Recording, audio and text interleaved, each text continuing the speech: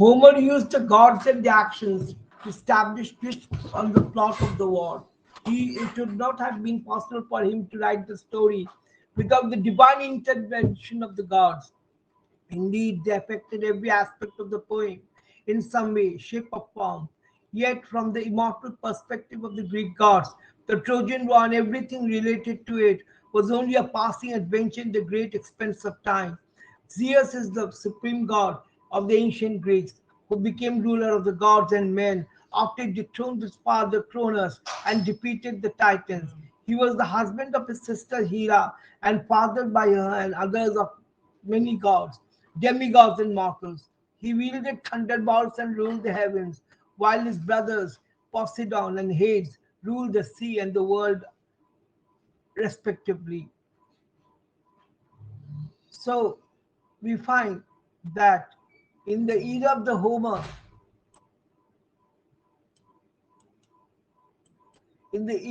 Homer, divine intervention was thought to be typical and one of the foremost works. The Iliad reflects this. Nearly all of the Greek gods are involved in the outcome of the Trojan War, which happens to be the background story of this epic poem. The gods are used by Homer to add twists on an otherwise standard plot of war. He remains this way to serve as a check for each god's involvement in the war. Without his presence at the head of the inner circle of the Olympus, it is likely that the activity of the Trojan War would become chaotic, possibly even becoming a playground of war for the gods. With the Zeus's majestic power above all of the other gods combined, along with his experience, he is quite befitting to his role in the storyline of the Iliad. The role of Zeus in Homer's Iliad is one of the moderator and the overall director of all that occurs in the story. His position was to ensure that whatever fate decreed would happen, as I stated before. Without his presence, the story would likely become a war playground for the gods instead of the Greeks and Trojans. Zeus stayed impartial throughout almost the entire epic, in contrast to the other gods who used scheme and contrived plans for the side that they chose to alleviate. For example, Hera, his wife, chose to display the more typical action of a Greek divinity. Paris, a Trojan prince, chose Aphrodite as the fairest over Hera and Athena, and this infuriated her, and she went to no end to try to help the Greek army defeat the Trojan side.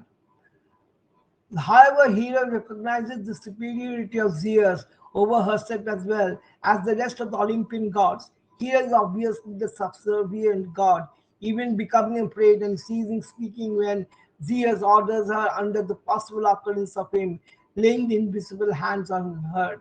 The presence of Zeus in the epic affected every action taken, avoided in some shape, way, or form. His alliance of the other gods intervening in the war at times strengthens the idea that he is all the seeing, all powerful, due to the fact that the other gods' intervention inevitably led No, fate back onto its original no, course. no. In the eyes of the Greeks, the Trojan War was a spectacular event to the mortals, but to the gods it was nothing more than a mere petty struggle. However, the idea of fate must always be kept under all circumstances, and Zeus was overseeing the power that ensured this in the Iliad.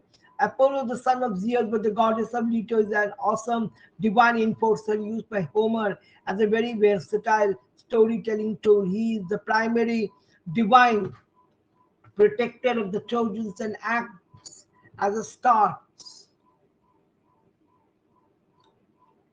as a counterbalance to Athena and Poseidon. He also starts out book one as the protector of the priest, and of course, crisis by inflicting with his bow or a plague on the Achaeans, Agamemnon, and Piety.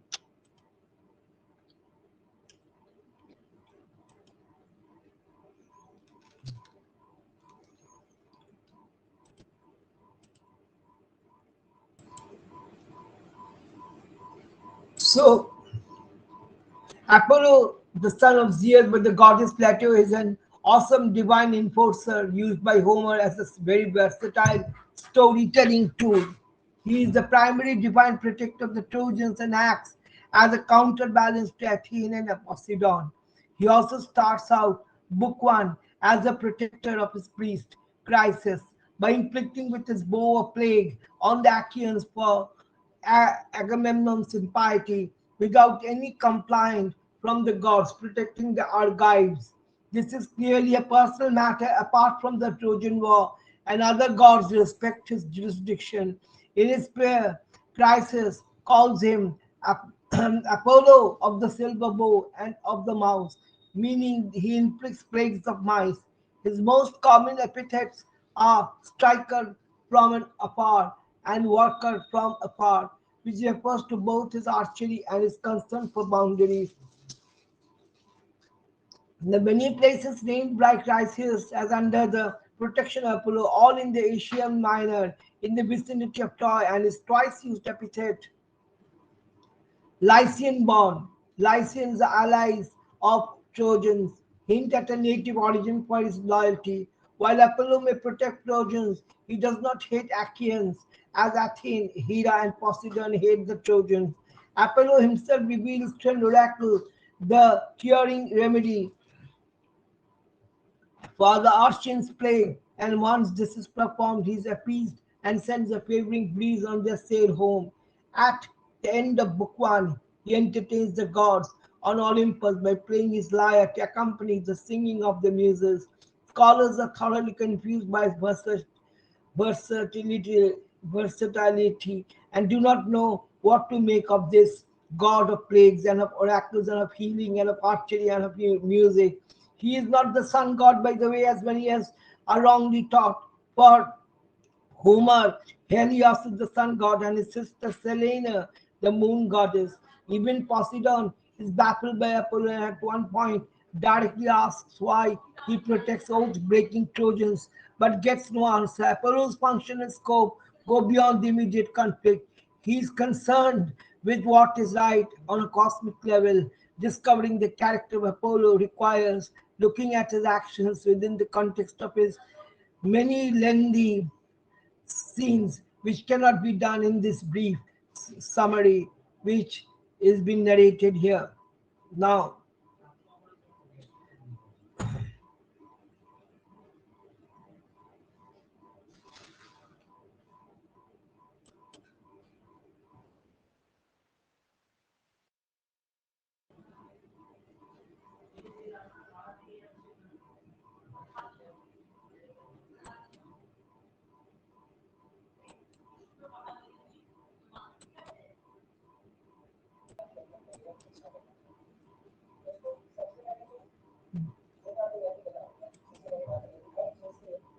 now, what happens in the first book of Homer's Iliad?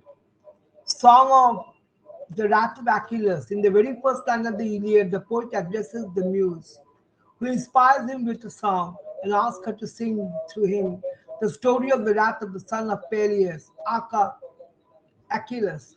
Achilles is angry with King Agamemnon for reasons shortly to be divulged. But first, the poet lays blames at the feet of Achilles for the death of many of the Achaean warriors.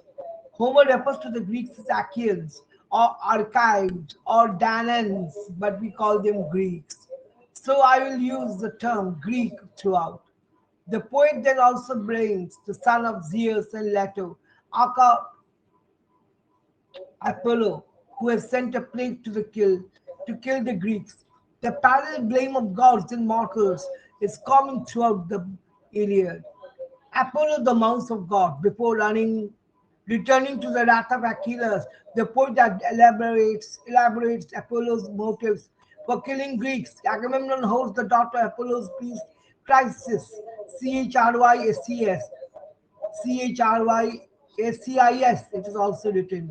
Chrysses is willing to forgive and even bless Agamemnon's ventures. Agamemnon will return Chrysis' daughter, but instead, the haughty king Agamemnon sends Chrysis back home. Calchas' prophecy to repay the indignity Chrysis has suffered Apollo, the mouse god, rains arrows of plagues on the Greek forces for 9 days. Rodents do spread plague. So the association between a divine mouse function and delivering plague makes sense, even if the Greeks weren't completely aware of the connection, but it happens. And the Greeks don't know why Apollo is angry. So Achilles persuades them to consult the seer Calchas, which they do. Calchas reveals Agamemnon's responsibility. He adds that the plague will only lift if the dishonor is amended. Chrysis' daughter must be freely restored to her father and appropriate offerings made to Apollo. Trade of Briseis. Agamemnon is not pleased with the prophecy, but realizes he must comply, so he agrees, conditionally. Achilles must hand over to Agamemnon Briseis. Achilles had received Briseis as a war prize from the sack of Thebes, a city of Cilicia, where Achilles had killed Eetion, WTIO, and father of the Trojan prince Hector's wife, Andromache. Since then, Achilles had grown very attached to her. Achilles stops fighting for the Greeks, agrees to hand over Briseis because Athena, one of the three goddesses, together with Aphrodite and Hera, who was involved in the judgment of Paris, a war goddess, and the sister of the war god Ares, tells him to. However, at the same time, he surrenders Briseis. Achilles sulkily quits the Greek forces. Achilles complains to his nymph mother Thetis, who in turn brings the complaint to Zeus, the king of the gods. Thetis says that since Agamemnon has dishonored her son, Zeus should honor Achilles. Zeus agrees but faces the wrath of his wife, Hera, queen of the gods, for his involvement in the conflict. When Zeus angrily dismisses Hera, the queen of the gods turns to her son Hephaestus, who comforts her. However, Hephaestus won't help Hera because he still vividly recalls the anger of Zeus when he pushed him off Mount Olympus.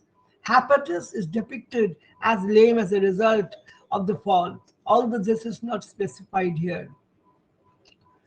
Now, whatever may be the case, if we go by the English translation of this book one, the characters, if we try to understand, the muse, without the inspiration of the muse, Homer couldn't write. There were three muses originally: Aeode, Aoede, song, Milete, Melete, or Melete, practice, and Neem, Mneme, memory, and later nine. They were the daughters of the Mnemosyne, Mnemosyne, memory. The muse of song was Calliope. Achilles, best warrior and most heroic of the Greeks, although he's sitting out the war. He is sitting out the war. Agamemnon, lead king of the Greek forces, the brother of Menelaus. Zeus, king of the gods. Zeus attends neutrality, known as Jupiter or Jove among the Romans. And in some translation of the Iliad, Apollo, god of many attributes. In book one, Apollo is known as the mouse and therefore plague god. He's upset with the Greek because they've dishonored him by insulting him, one of the priests. Hera, queen of the gods, wife and sister of Zeus. Hera is on the side of the Greeks, known as Juno among the Romans, and in some translations of the Iliad, Hephaestus, blacksmith god, son of Hera, known as Vulcan among the Romans, and in some translations of the Iliad, Chryseis, priest of Apollo, the daughter of Chryseis, Chryseis, father's name is Chryses, priest of Apollo, who was taken as a war prize by Agamemnon, Calchas, seer of the Greeks. Athena, a war goddess who specially favors Odysseus and other heroes. Athena is on the side of the Greeks, known as Minerva among the Romans, and in some translations of the Iliad. Profiles of some of the major Olympian gods involved in the Trojan War: Hermes, Zeus, Aphrodite, Artemis, Apollo, Athena, Hera, Eris. So, the following are the comments that occurred to me while reading English translation of the book one. of the Iliad. Many of them are very basic and maybe obvious. I hope they will be useful for people who are reading the Iliad as their first introduction to ancient Greek literature. Now, the question could be many, and that had to be answered very properly. Of goddess, the ancient poets gave the gods and goddess credit for many things, including the inspiration to write. When Homer calls on the goddess, he is asking the goddess known as Muse to help him write. The number of muses varied and they became specialized. To Hades, Hades is the god of the underworld and a son of Cronus, making him the brother of Zeus, Poseidon, Demeter, Hera, and Hestia. The Greeks had a vision of an afterlife that includes having a king and queen, Hades and Persephone, daughter of Demeter, on thrones, various realms to which people were sent depending on how good they were in life. A river that had to be crossed by a ferry, and a three-headed or more watchdog named Cerberus. The living feared that when they died, they might be left standing on the other side of the river, waiting to cross the because of the body was if the body was unburied or there was no coin for the ferryman. Many a hero did it yield a prey to God, to dogs and vultures.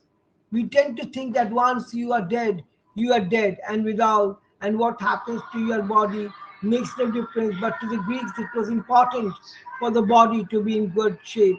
It would then be put on a funeral pyre and burned, so it would seem it makes no difference what it was like. But the Greeks also made sacrifices to the gods by means of burning animals. These animals had to be the best and the unblemished. In other words, just because the body would be burnt and did not mean the body could be in less than pristine shape. Later in the Iliad, this almost obsessive need for a body in good shape causes the Greeks and the Trojans to fight over Patroclus, whose head the Trojan wished to remove and put on a spike, and over the corpse of Hector, which Achilles does everything he can to abuse, but without success, because the gods watch over it, so as to take away the plague from us. Apollo shot silver arrows that could kill humans with plague. Although there may be some debate over the etymology, Apollo appears to have been known as mouse god, probably because of a recognition of the connection between rodents and disease.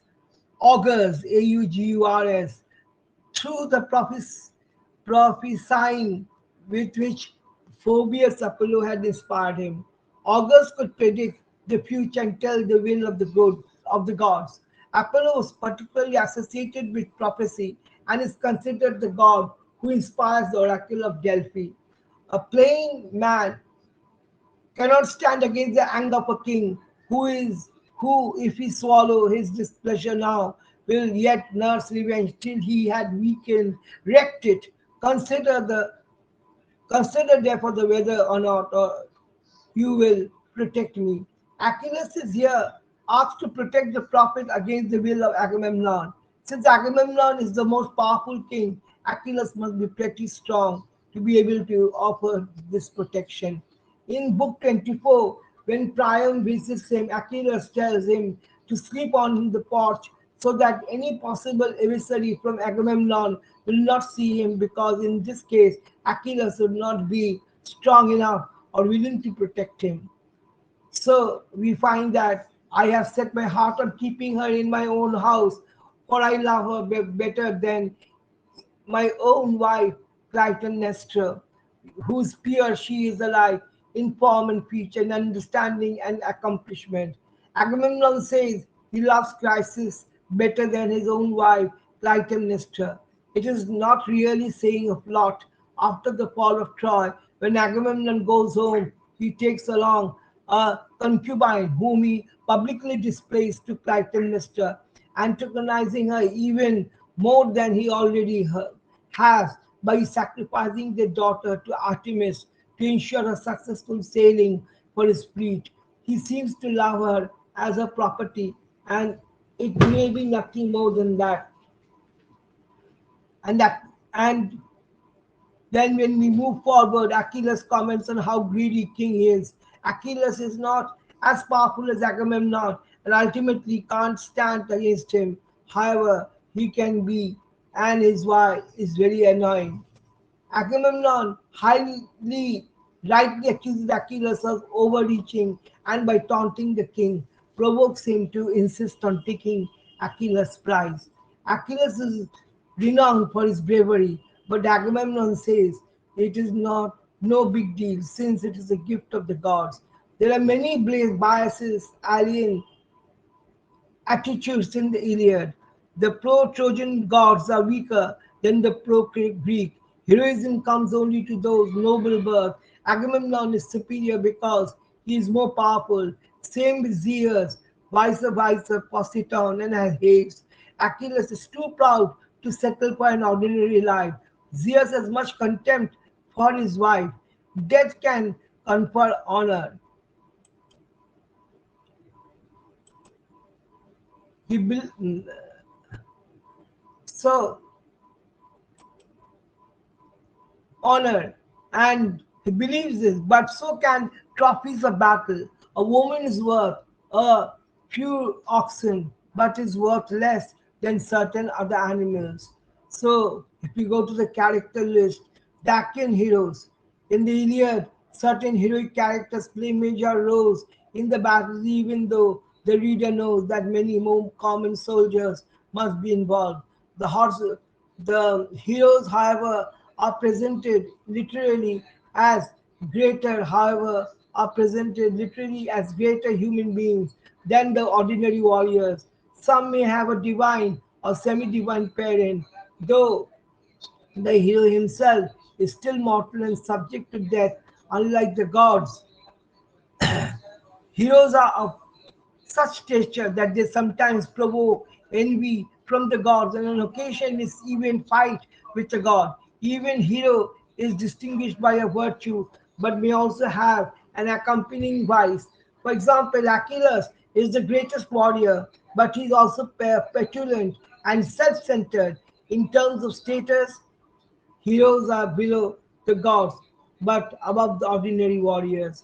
Overall, heroes are lived by four rules: ARETE, the pursuit of excellence, as exemplified by valor in battle, and nobility, as exemplified by skill in speech and diplomacy. Each of the greatest of these noble heroes is given an Aristia, Aristia, or greatest moment in battle, somewhere in the Iliad.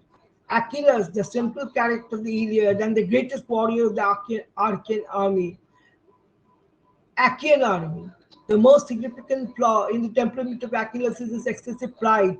He is willing to subvert the good of the whole army and to endanger the lives of the whole army and to endanger the lives of those who are closest to him to achieve emotional blackmail. Chief virtue, a fighter. His humanity stems from his great passion. Agamemnon, the well meaning but irresolute king of the Mysia, commanding chief of the expedition against Troy, he is a brother of Menelaus. Chief virtues being a king, his humanity stems from his broad mindedness that makes him a weak king.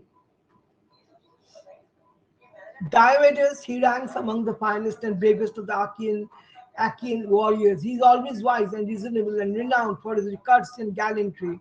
He is perhaps Homer's vision of the perfect young nobleman. He is sometimes called Lord of the Battle Cry.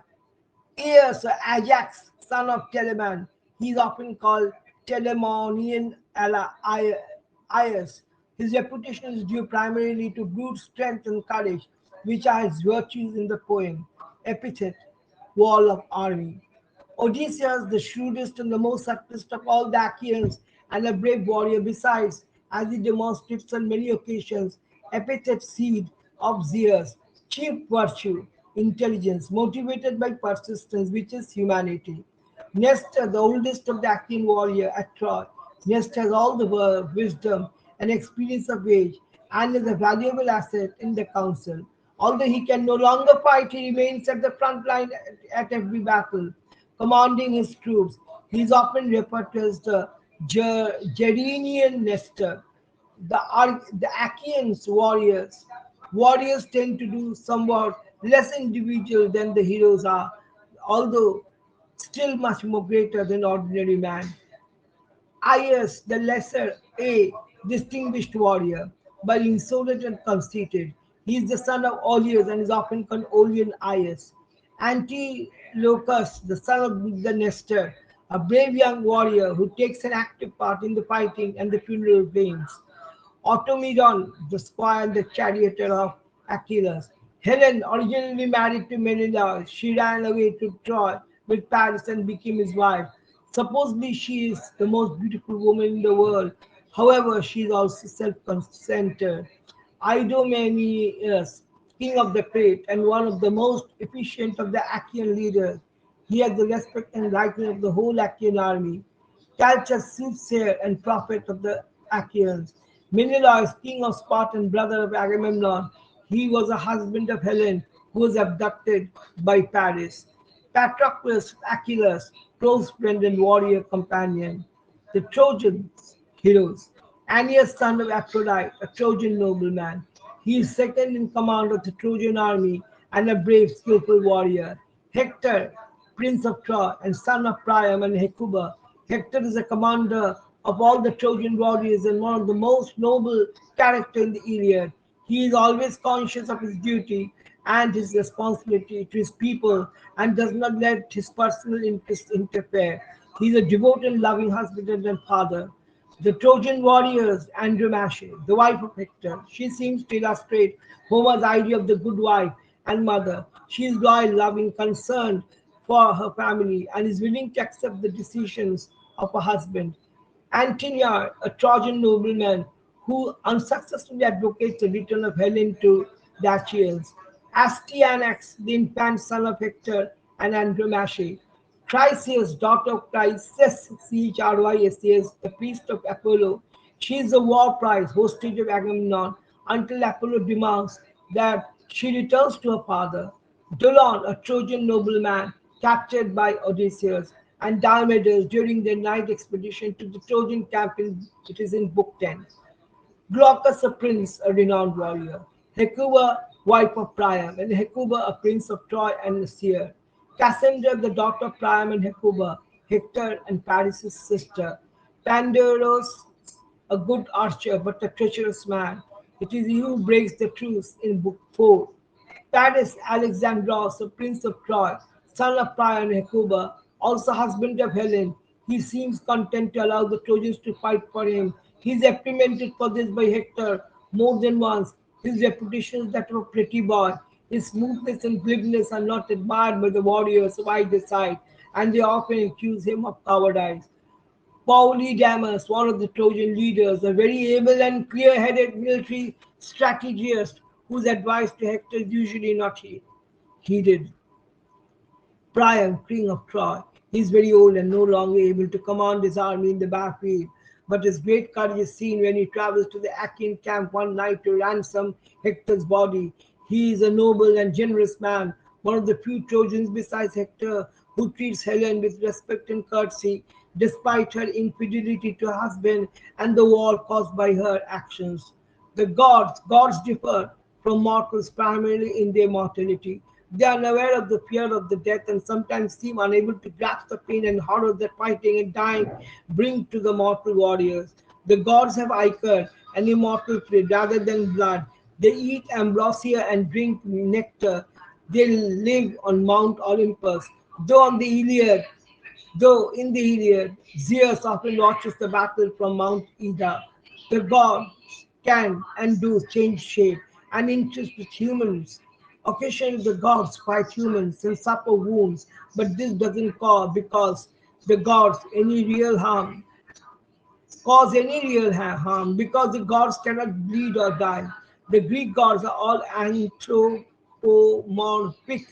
They look like humans, although they are taller, larger, more beautiful, and they often exhibit often emotions such as anger, envy, and deceit. So they are anthropomorphic.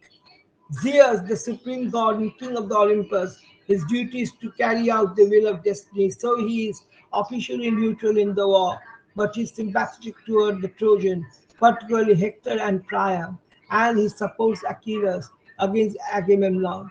Of all the gods, he alone seems able to change fate, though he chooses not to because of the disruption to the world that would be caused. He is married to Hera, with whom he is often in disputes. Hera, sister and wife of Zeus, she is the most fanatical of all the Olympian supporters of the Achaeans and is willing to go to any lengths, including the deception of a husband, to achieve the defeat of Troy. She was the goddess of woman and childbirth.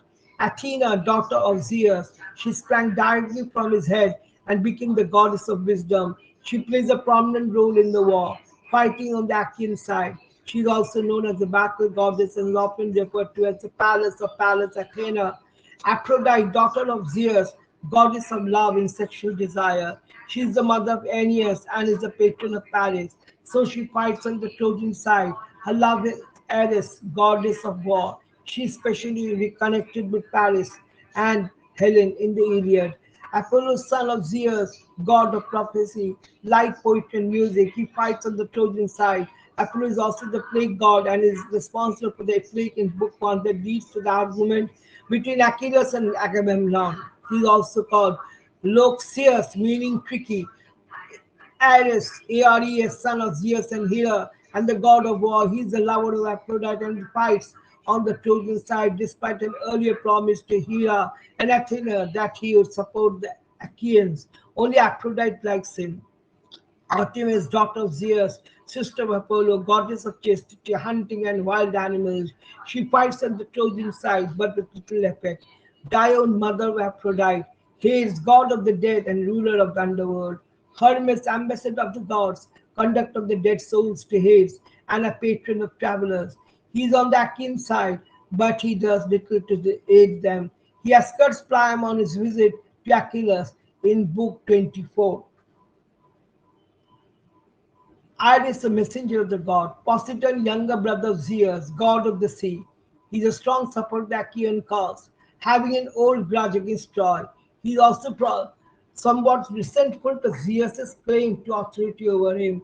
Thetis, mother of Achilles, has seen him. She is a staunch advocate of her son in his quarrel with Agamemnon and does all she can to help him.